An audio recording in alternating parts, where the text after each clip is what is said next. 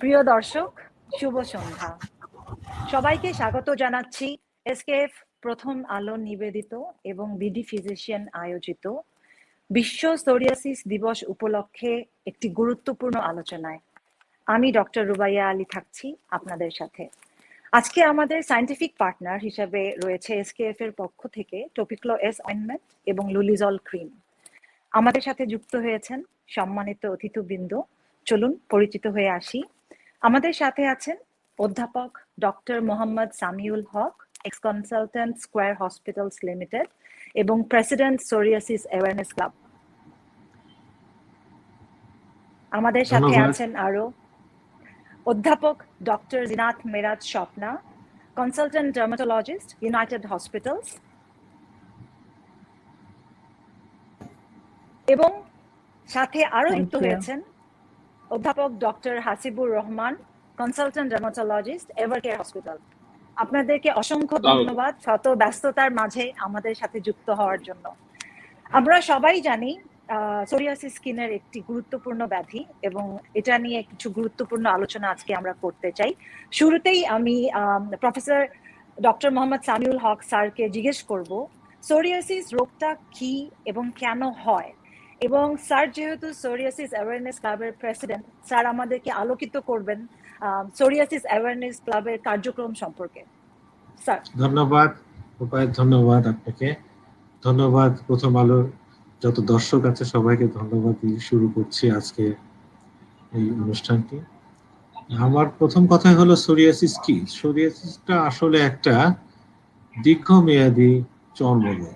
দীর্ঘমেয়াদী মানে ক্রনিক বলি। কেন ক্রনিক বলি?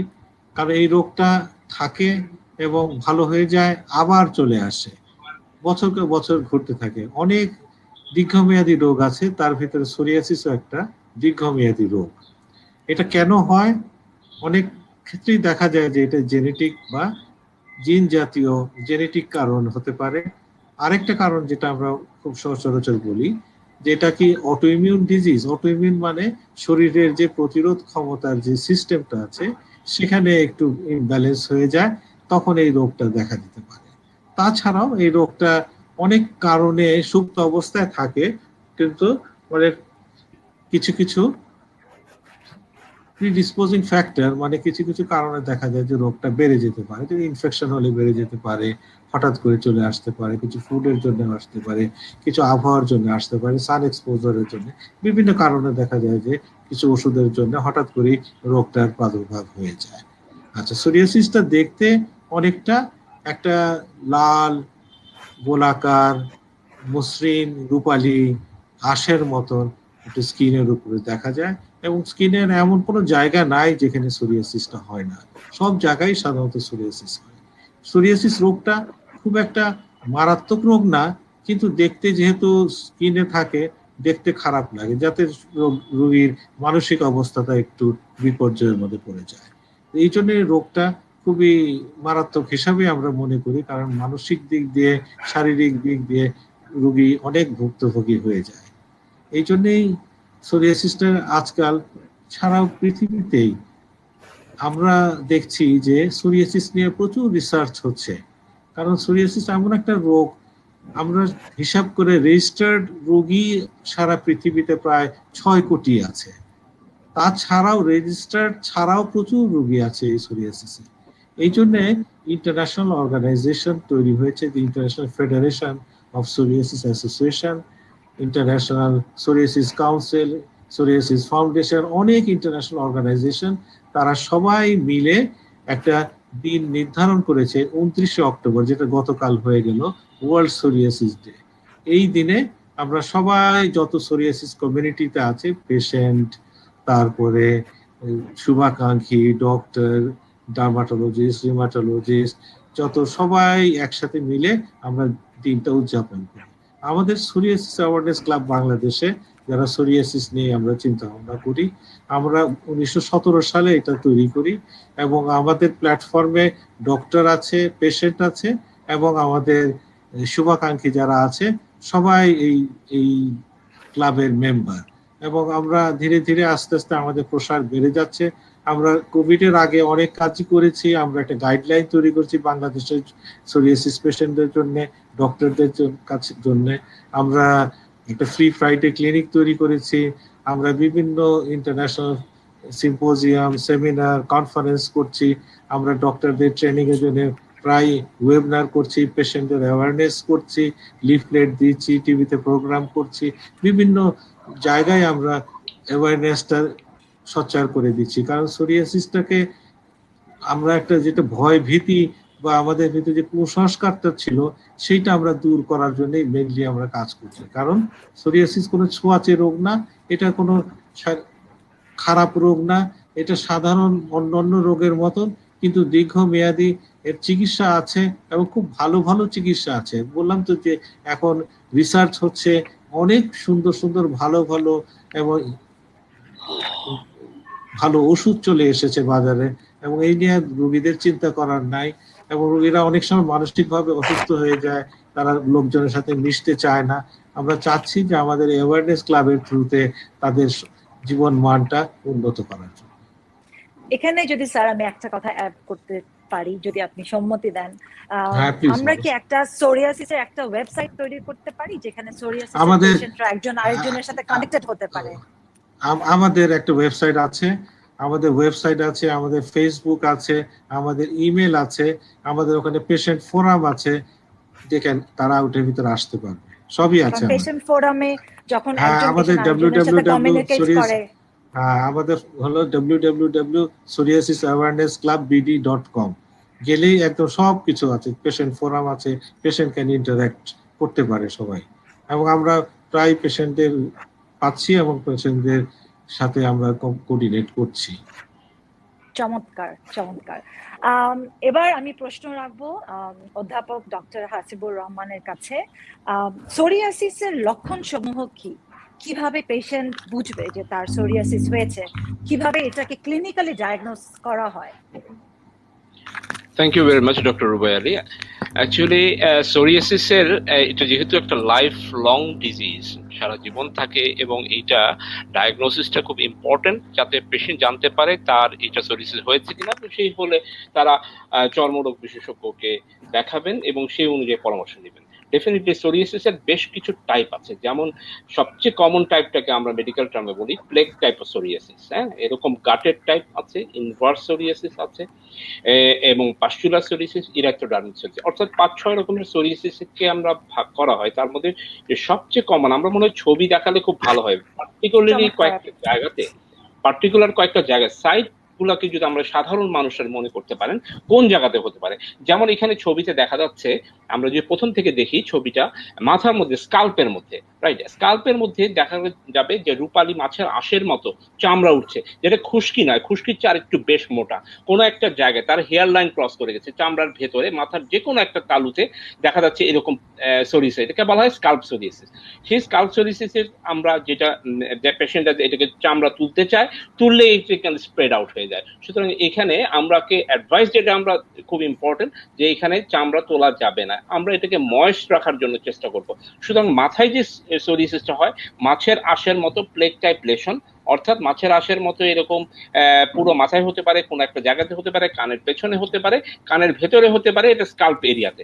তারপরে আমরা যদি একটু নিচের দিকে যাই, তাহলে দেখব যে এক্সটেন্সর সারফেস, অর্থাৎ আমাদের এই হাঁটুর ঠিক হাঁটুর মধ্যে এরকম প্লেগ টাইপ লেশন হচ্ছে, সেটা লাল হতে পারে, লাল হয়ে সেখানে একটা সিলভার স্কেল, অর্থাৎ একটা সাদা মাছের আঁশের মতো একটা চামড়া থাকবে, যে চামড়াটা আসলে অন্য কোনো স্কিন ডিজিজে পাওয়া যায় না। এটাকে আমরা বলে থাকি হোয়াইট সিলভার স্কেল দিয়ে কভার থাকবে। এই স্কেলটা যদি কেউ তুলতে চায়, তখন দেখা যাবে খুব ছোট ছোট ব্লিডিং হচ্ছে, পিন পয়েন্টেড ব্লিডিং হচ্ছে। এটাকে আমরা মেডিকেল টার্মে বলে থাকি অসপিস সাইন পজিটিভ। এটা দেখে মোটামুটি আমরা ম্যাক্সিমাম ক্ষেত্রেই আমরা ডায়াগনোসিস শিওর হয়ে যাই যে এটা সোরিয়াসিস হতে পারে। আমরা যে ছবি আরেকটু উপরের দিকে উঠি, ছবিটা একটু উপরের দিকে, হ্যাঁ আরেকটু উপরের দিকে উঠি, তাহলে উঠান স্লোলি, আরেকটু যাবে, উপরে উঠছে না? হ্যাঁ, এই কোণের মধ্যে এরকম প্লেগ টাইপ লেশন আসতে পারে, অর্থাৎ হাঁটুর মধ্যে, এগুলোকে বলা হয় এক্সটেন্সর সারফেস। হ্যাঁ, কোণের মধ্যে হতে পারে, এবং স্কাল্পের মধ্যে হতে পারে, কোমরের মধ্যে হতে পারে, আরো উপরে যাবে, আরো উপরে উঠছে না? আচ্ছা, এগুলো সব প্লেগ টাইপ লেশন। সোরিয়াসিসের প্লেগ টাইপ সোরিয়াসিস এর কমন ক্লাসিক্যাল প্রেজেন্টেশন এরকম ভাবে হয়, অর্থাৎ ইরাইথেমাটাস একটা প্যাচ থাকবে, সেই প্যাচের মধ্যে হোয়াইট সিলভার স্কেল থাকবে এবং সেই স্কেলটা তুললে একটু ব্লিডিং আসতে পারে। আপনারা দেখেন এখানে ঠিক একদম পায়ের নিচের অংশে অর্থাৎ গোড়ালির দিকে এইরকম টাইপেরও কিন্তু হতে পারে, অর্থাৎ তারা সারা শরীরে তার ডিস্ট্রিবিউশন হতে পারে, অথবা লোকালাইজ একটা জায়গাতে তাদের লেশন হতে পারে, অথবা দেখা যাচ্ছে চিকিৎসা যদি ঠিক মতো না নেয় তাহলে এইগুলো আবার নখের মধ্যে ইনভলভমেন্ট হয়েছে, যেটাকে আমরা নেল সোরিয়াসিস বলে থাকি। আর একটু উপরে তুলেন দেখি, ছবিগুলো খুব সুন্দর ছিল, একটু তুললে আমাদের দর্শকদের জন্য বোঝার সুবিধা হবে কিরকম। এই দেখেন এখানে ইনভলভমেন্টটা পুরো পায়ে এরকম হয়ে গেছে, এগুলো সবই সোরিয়াসিস। এমন হতে পারে, আর উপরে তুলেন, তুলতে থাকেন, সিঙ্গেল একটা লেশন হয়ে সোরিয়াসিস আসতে পারে। হ্যাঁ হ্যাঁ, এরকম লালচে ইরাইথেমাটাস। তারপর হাতে হতে পারে, যেটাকে আমরা পাম অফ দ্য হ্যান্ড বলি, সেইখানে এই ধরনের লেশন হতে পারে, ঠিক একদম চামড়াটা শক্ত হয়ে গেছে, সিলভার স্কেল দিয়ে কভার্ড হয়ে আছে। তারপর আরেকটু জটিল, এটাকে বলা হয় পাস্চুলার সেরিসিস, এখানে পুজো পাওয়া যাবে, পুজ বের হতে থাকবে এরকম লেগের মধ্যে এবং থায়ের মধ্যে, সাইডে অথবা জেনারেলাইজ বডিতে এরকম পাস্চুলার সেরিসিস হতে পারে। তারপরে আমরা আরেকটু দেখি, আরেকটু উপরে তুলেন, ছবিগুলা উঠছে না, এরকম ভাবে যেখানে অর্থাৎ ভাজে ভাজে, এটা উল্টো সোরিয়াসিস, এটাকে বলা হয় উল্টো টাইপের সোরিয়াসিস, যেখানে সাধারণত ইনভার্স সোরিয়াসিস বলে। এটা ছোট বাচ্চা বড় সবার হতে পারে, এই এরকম ভাবে আসলে অনেক সময় যে কুচকির মধ্যে হলেই যে সব যে ফাঙ্গাল ইনফেকশন হবে তাও না, এটাও মাথায় রাখতে হবে। পায়ের তলায় এবং হাতের তলায় শক্ত, চামড়াটা শক্ত হয়ে যাবে, এবং সারা শরীরে যদি এই সোরিয়াসিস জটিলতার আকার ধারণ করে তার সারা শরীরে চামড়া উঠতে থাকবে, অর্থাৎ একদম মাছের আঁশের মতো। এটাকে আমরা বলে থাকি এক্সফোলিয়েটিভ ডার্মাটাইটিস। আর উঠবে, তারপরে দেখা যাবে সোরিয়াসিসটা নেইলে যেমন ইনভলভমেন্ট হচ্ছে, তারপরে জয়েন্ট গুলোতে ইনভলভমেন্ট হচ্ছে, এবং জটিলতা হিসেবে জয়েন্টে যখন ইনভলভমেন্ট হয়েছে তখন পেশেন্ট হাঁটতে পারে না, হাঁটতে অসুবিধা হয়, তার মুভমেন্ট করতে অসুবিধা হয়, সেইগুলো আগে আর্থ্রাইটিস হিসেবে এসে তারপরে স্কিনে ইনভলভমেন্ট হতে পারে, অথবা স্কিন থেকে আবার জয়েন্ট ইনভলভমেন্ট হতে পারে। ছবি এখানে নিচে বেশ কিছু ছবি ছিল, একটু দেখাতে পারে, তার মানে নিচে নিচে আরো নিচে আরো নিচে আরো নিচে আরো নিচে, একদম নিচে অনেক ছবি আছে। ডক্টর হাসিব, আপনার কাছে প্রশ্ন করতে চাচ্ছিলাম, শুধুমাত্র জয়েন্ট পেইন নিয়েই তার মানে একটা পেশেন্ট সোরিয়াসিস প্রেজেন্ট করতে পারে, এরকম সম্ভাবনাও থাকতে পারে? আচ্ছা, এক্স্যাক্টলি। এই যে দেখেন নেইলের মধ্যে সোরিয়াসিস, নেইল ইনভলভমেন্ট হয়ে গেছে, শুধুমাত্র নেইলে থাকতে পারে, জয়েন্টটা ফুলে গেছে, এই যে পিছনে যে ছোট ছোট জয়েন্ট গুলো এগুলোতে ইনভলভমেন্ট হয়ে যায়, অনেক আর্থ্রাইটিস হয়। আপনি যেটা বললেন এটাও একটা, যেমন ধর 15% কেসে দেখা যায় 15% লোক কোনো স্কিনে লেশন নাই, শুধু জয়েন্টে পেন, এই সমস্ত জয়েন্ট গুলোতে ইনভলভমেন্ট হয়ে গেছে। তারপরে দেখা গেল যে তার কিছুদিন পরে তার স্কিনে লেশন আসছে, স্কিনে যে এরকম পিকচার গুলো আসছে। সো তখন প্রথমে যদি জয়েন্টের থাকে তখন অনেক সময় ডায়াগনোসিস করা ডিফিকাল্ট হয়ে যায়, তখন এটা একজন বিশেষজ্ঞের পরামর্শ নিয়ে, দেখেন এই পেশেন্টটা যখন আসছিল তখন সে মুভ করতে পারে নাই, সারা শরীরে স্কিনে চামড়া উঠছে, প্লাস তার জয়েন্ট ইনভলভমেন্ট হয়েছে, তাকে আসতে হয়েছে ভ্যান গাড়িতে করে। তারপর এরকম ভাবে একটা অবস্থায় যাতে আমাদের কাছে পেশেন্ট না আসে, আমরা যেন আগেই ডায়াগনোসিস করে এটা প্রপার ট্রিটমেন্ট দিয়ে নিতে পারি, সেই সচেতনতাই আমাদের জন্য প্রয়োজন।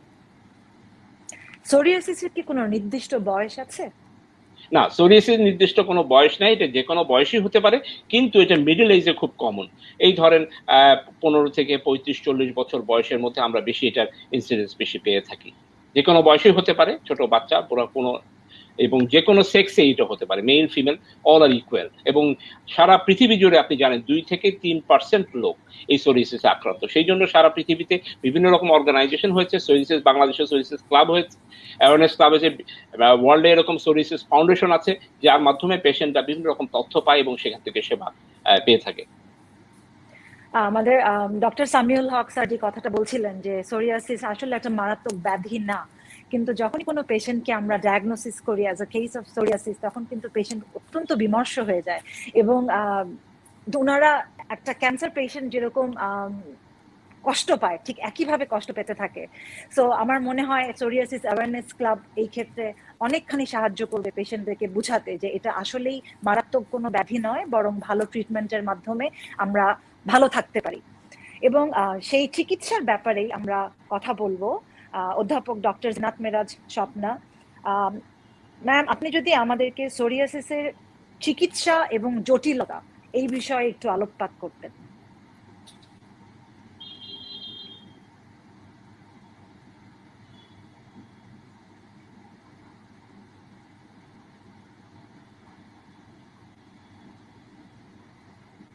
আমরা ম্যাডামকে শুনতে পাচ্ছি না। I'm sorry. Thank you so much, doctor Rubaiya. আমার মাইকটা মিউটেড হয়েছিল, আমি খেয়াল করি নাই। আজকের সন্ধ্যার জন্য, আজকে সন্ধ্যার এই প্রথম আলোর এই উদ্যোগটা যে ওরা they are thinking about getting involved in psoriasis awareness, it's মানে এটার জন্য আমি প্রথম আলোকে ধন্যবাদ দিতে চাই। আবার আমাদের মিডিয়া পার্টনার এসকেএফ অ্যান্ড আমাদের সঙ্গে বিডি ফিজিশিয়ানস যারা আছেন সবাইকে ধন্যবাদ দিয়ে আমি বলতে চাই যে যেটা প্রথমে ডক্টর সামিউল বললেন, সোরিয়াসিস একটা মারাত্মক ডিজিজ, ব্যাধি না, কিন্তু ডক্টর রুবাইয়া আপনি যেটা বলছিলেন কেন আমরা এত এই ডায়াগনোসিসটা শুনে পেশেন্টরা, পেশেন্টের আত্মীয়রা এত এত কষ্ট পাই কেন? কষ্ট পাওয়ার কারণটা হলো আমরা ডার্মাটোলজিস্ট, স্কিন স্পেশালিস্টরা ডিল করি উইথ দ্য ডিজিজেস, যেই সব রোগগুলি আমাদের ত্বকের উপরে দেখা যায়। ত্বকের উপরে অসুখগুলি কিন্তু সব দৃশ্যমান, সবাই দেখা যায়। আমাদের skin is the most visual organ. It's a visual organ. It's the largest visual organ of the human beings, or so এখন এই যে সোরিয়াসিসের যে সমস্যাগুলি যখন স্কিনের উপরে দেখা যায়, ওটা যদি এক্সপোজ পার্টে হয়, মুখে হলো, হাতে হলো, পায়ে হলো, তখন পেশেন্টদেরকে দুইটা সমস্যা হয়। তখন একটা হলো patient themselves are very depressed and very conscious and they lose their confidence যে এই জিনিসটা আমাদের একটা দেখাচ্ছে। তার পাশাপাশি ওনাদের আশেপাশে যারা থাকে ওরা they are also very afraid যে এটা কি কোনো ছোঁয়াচে রোগ, এটা ওনার হলো কেন, এটা আমাদের হবে কি না। সো সোরিয়াসিস অ্যাওয়ারনেসের ব্যাপারে ইটস ট্রিটমেন্ট ইজ ইম্পর্টেন্ট, কিন্তু awareness both for the patients and both for the পেশেন্টসের, নট অনলি দ্য ফ্যামিলি, পেশেন্টসদের আশেপাশে, পেশেন্টসদের friends, coworkers and everybody, we need to make them aware. So doctor Samiul ভাইয়ের যে ওনারা যে স্টার্ট করেছেন, যে উদ্যোগটা নিয়েছেন, ইটস ভেরি কমেন্ডেবল। আরেকটা কথা হলো যে psoriasis has world wide prevalence, এটা কোনো জাত ভেদ নাই, আর এটা কোনো বয়সেরও ভেদ নাই। সো আমরা যেটা করি সেটা হলো যে নাম্বার ওয়ান, সিন্স স্কিনের উপরে দেখা যায় পেশেন্টরা খুব আপসেট হয়, সো এটা সাইকোসোশিয়াল আসপেক্টটা আমরা খেয়াল রাখি, পেশেন্টদেরকে কাউন্সিলিং করি, অ্যান্ড তারপরে আমরা চলে যাই চিকিৎসাতে। চিকিৎসা ডিপেন্ড করে অন দ্য সোরিয়াসিস, এমন একটা disease, it can be like Dr. Hasib said, it can be only limited for the whole life to one part of the body. শুধু নেইলেই থেকে গেল, শুধু মাথায় থেকে গেল, স্ক্যাল্প সোরিয়াসিস থেকে গেল। যদি লিমিটেড ডিজিজ হয় তাহলে ট্রিটমেন্ট আমরা করব only targeting the areas with, আমরা যেটা ইউজুয়ালি করি লিমিটেড ডিজিজ, সেটা হলো যে আমরা টপিক্যাল স্টেরয়েডস ইউজ করি for a period, and then পেশেন্টদেরকে এডুকেট করি that psoriasis is a disease, যেটাকে আপনারা যত্ন করে কেয়ারফুলি এটাকে ঠিক রাখতে হবে থ্রু কয়েকটা জিনিস। একটা হলো সোরিয়াটিক লিশনস, কোনো সময় লিমিটেড ডিজিজ থাকে অনেক মানুষের মাথায়, যখন থাকে ওরা অনেক ধার চিরুনি দিয়ে স্কেলসগুলিকে তুলে, সো স্কেলসগুলিকে আপনারা তুলবেন না। তুললে হবে কি, সোরিয়াসিসটার একটা ক্যারেক্টারিস্টিক যে যখনই আপনি একটা সোরিয়াটিক লিশনকে যখন আপনি চুলকাবেন বা ওইটাকে আঘাত দিবেন, আরেকটা হবে। সো নাম্বার ওয়ান হলো আপনারা কোনো সোরিয়াটিক লিশনসকে আঘাত দিবেন না। লিমিটেড ডিজিজে আমরা যখন ডিজিজ রিমিশন আমরা অ্যাচিভ করি, তারপর থেকে patient should always remember to use emollients. Emollients is the cornerstone of treatment of psoriasis, number one. Number two হলো যদি mild to moderate disease হয় তখন আমরা কি করি, তখন ডিপেন্ডিং অন এখানে অনেকগুলি ফ্যাক্টরস রোল প্লে করে। সিন্স দিস ইজ নট মানে usual psoriasis is not emergency. So ধরেন একটা পেশেন্টের পামোপ্লান্টার সোরিয়াসিস আছে, যেটা ডক্টর হাসিব দেখালেন, হাতে পায়ে শুধু সোরিয়াসিস। ওই পেশেন্টের অকুপেশন হলো যে হাতে পায়ে কাজ করতে হচ্ছে ওর। হঠাৎ করে যখন বেশি হয়ে যায় তখন উই মে গিভ, এইসব মডারেট কেসে আমরা এই এটাকে কন্ট্রোল করার জন্য, to bring back the patient to his or her occupation, তখন আমরা কিছুদিন for a short time we can give few drugs. আমরা ইউজুয়াল যেটা সবচেয়ে বেশি কমনলি অ্যাভেলেবল বাংলাদেশের প্রেক্ষিতে যদি বলি, তাহলে আমরা মেথোট্রেক্সেট দিতে পারি for a short time, and then we can control the disease with the oral medication and topical. প্রত্যেকটা মেডিকেশনের সাইড এফেক্ট আছে, so we have to be very sure. Methotrexate একটা ওষুধ, এটা ইচ্ছা মতন আপনারা খাবেন না। দোকান থেকে গিয়ে বাংলাদেশে কোনো নোবডি ওয়ান্টস প্রেসক্রিপশন, নিজের থেকে নিজে খায়, সো ডোন্ট ডু ইট। অনেক সাইড এফেক্ট আছে, সেটা নিয়ে এখন বলার সময় নেই, বিকজ উই হ্যাভ, আমাদের অনেক প্রোগ্রামটা অনেক ছোট।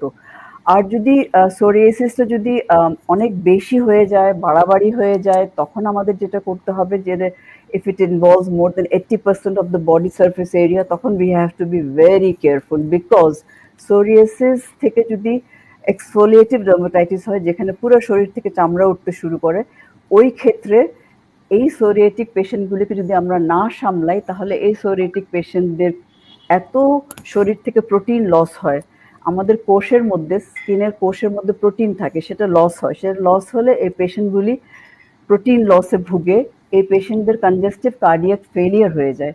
সো এরকম এরাথোডার্মিক সোরিয়াসিস একটা পেশেন্ট যখন যাওয়া শুরু করে, we have to be very careful. পেশেন্টের এই ডিজিজ প্রগ্রেশনটাকে থামাতে হয়। থামানোরও অনেকগুলি ওষুধ আছে। সো ওষুধদের মধ্যে যেটা হলো যে আমরা হয়তো আমরা যে পেশেন্টকে মেথোট্রেক্সেট দিতে পারলাম, ওকে, ওই পেশেন্টকে দিলাম। দেয়ার আর সার্টেন পেশেন্ট যারা মেথোট্রেক্সেট সহ্য করতে পারে না, দেয়ার আর সার্টেন পেশেন্ট তাদেরকে মেথোট্রেক্সেট দেওয়া যায় না, লাইক প্রেগনেন্ট পেশেন্টকে দেওয়া যায় না।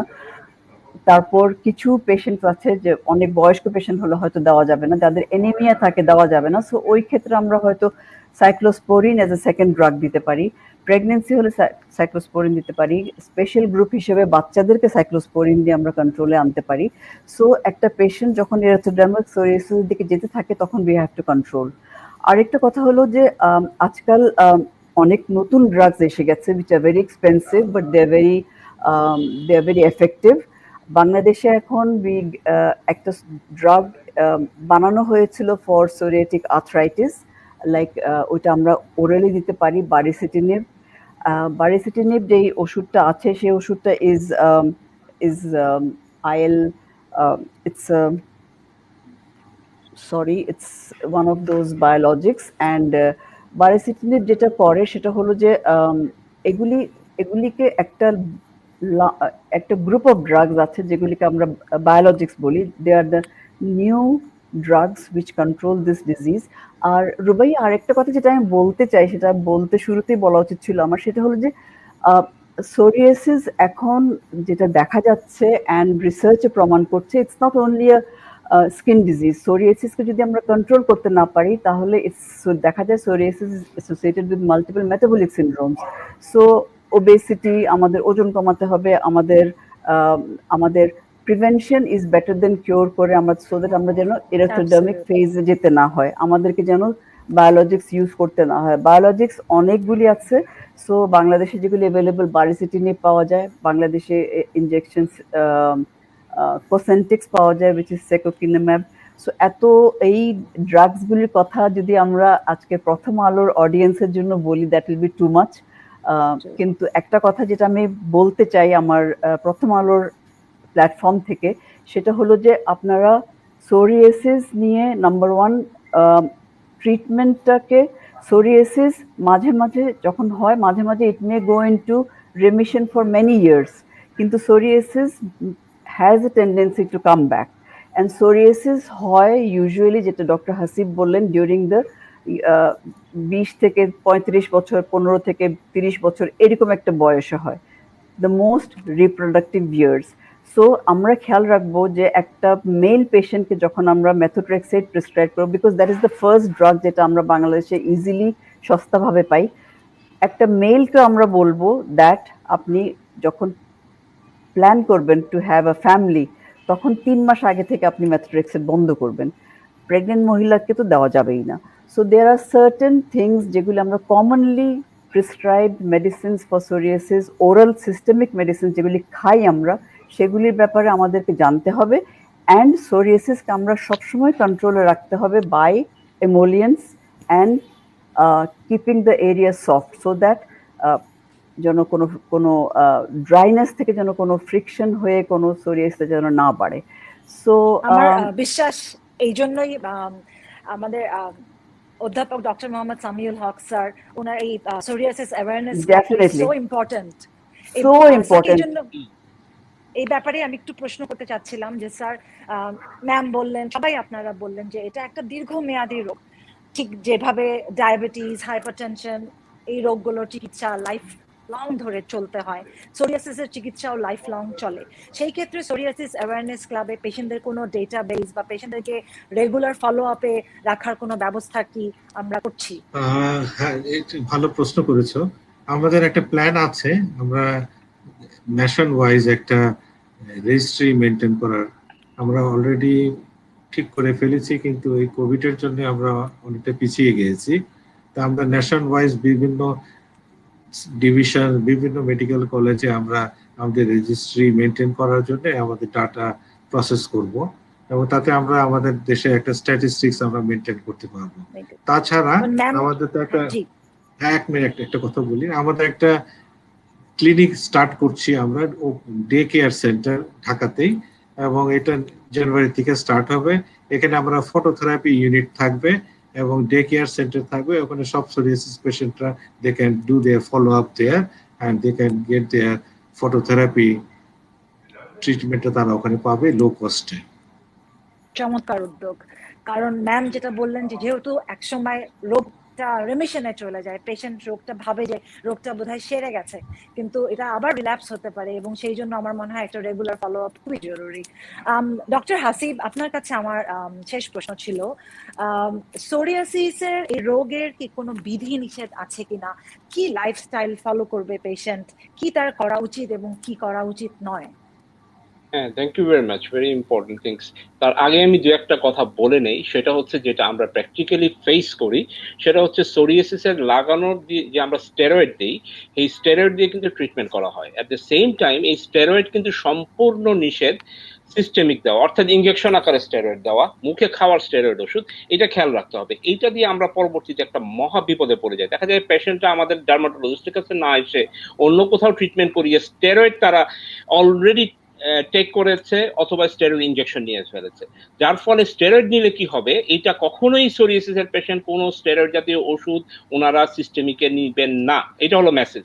কেন নিলে কি হবে, নিলে দেখা যাবে খুব তাড়াতাড়ি এটা কমে গেছে, এবং কমে গেলে তো পেশেন্টটা হ্যাপি হয়ে যায়, খুব তাড়াতাড়ি স্টেরয়েড ইনজেকশন নিয়ে আমার কমে গেছে, ট্রাইমসিনোনেসিটোনাইড সহ এরকম বিভিন্ন রকম পাওয়া যায়। তাতে দেখা যায় অনেকে এডিক্টেড হয়ে যায়, তো ওইটা দিলে কমে যায়, তারপরে যেই বন্ধ করে আগের চেয়ে ডাবল হয়ে ফিরে আসে, তারপরে ওনারা দিতেই থাকে, এমন একটা পর্যায়ে চলে আসে তখন আমাদের ডার্মাটোলজিস্টের কাছে, তখন it becomes very difficult to treat. সুতরাং মেসেজ হচ্ছে যে আমরা স্টেরয়েড যখন কখনো কোনো অবস্থাতে স্টেরয়েড ইনজেকশন বা খাওয়ার ওষুধ সোরিয়াসিসে দিব না, this is number one. Number two হচ্ছে স্টেরয়েড অয়েন্টমেন্ট যখন লাগাবো সেটারও একটা লিমিট আছে, যে আমি কতটুকু ব্যবহার করব সেটা একজন ডার্মাটোলজিস্ট বলে দিবেন, যে আমি লাগাতে লাগাতে কমে গেলেও যেন আমার বারবার লাগাতে না থাকি, লাগাতে বেশি লাগালে এটা অ্যাবজর্পশন হবে, অ্যাবজর্পশন হলে সেইটারও একটা সিস্টেমিক ইফেক্ট হবে, ডায়াবেটিস হতে পারে, প্রেশার বাড়তে পারে, চামড়াটা থিন হয়ে যেতে পারে, চামড়া ফেটে যেতে পারে, স্ট্রাই হতে পারে, সো অন। অর্থাৎ টপিক্যাল স্টেরয়েড লাগালেও কিন্তু কমপ্লিকেশন হতে পারে, সুতরাং সেইটাও ব্যাপারেও আমরা যেন সতর্ক হই।